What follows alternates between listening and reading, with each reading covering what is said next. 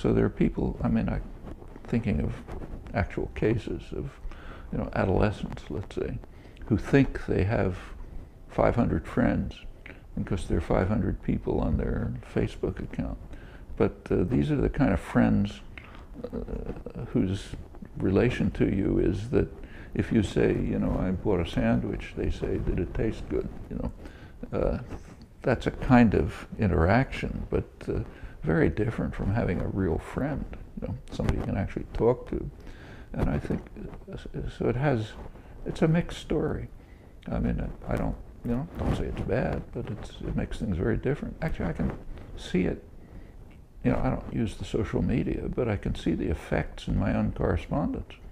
So I got a ton of correspondence. It used to be hard copy. Now, you take a look, there's very, very limited amount of hard copy, actual letters that people write.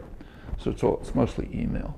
Recently, I didn't notice it, but Bev pointed out to me, because she passes through her before it reaches me. She cuts out a lot of junk. She pointed out that a lot of the letters that are coming in, a lot of them are queries or comments or something. A lot of them are one sentence long. And she concluded, she's probably right, that these are from Twitter. And if you look at the nature of those one sentence letters, you can see most of the time it's something that came to somebody's mind. Somebody's walking down the street, have a thought, and send it out. If they'd thought about it for 2 minutes, they wouldn't have sent it. Very commonly, I get queries. Somebody saw something of mine on YouTube, but it didn't. Of course, if there's a talk on YouTube, it doesn't have any footnotes. So they want to know, why'd you say this? Well, if they'd bothered to look up something in print, they would have seen why I said that. And I often, when they ask for evidence, I say, well, just take a look, and I mention something you can read. That usually ends the conversation. The idea that you might want to read something, like, that's too much, can't do that. I'll often get questions from, say, high school students saying, I have to write a paper next Thursday on French Revolution, whatever it may be. What should I say? And usually I tell them, well, here's something you could look up.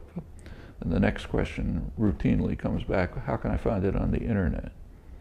And if I say, sometimes these come from like prep schools, places with good libraries, educated students, privileged students. And I say, well, walk across the street to the school library and look it up. I don't have time, I want to be able to get it instantly on the internet and not have to think about it. Well, there's that phenomenon as well.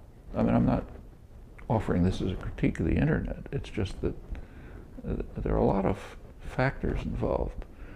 It does offer plenty of possibilities. It can have a kind of a cheapening effect. And I think both exist. And it's true of everything. You can say the same about the printing press.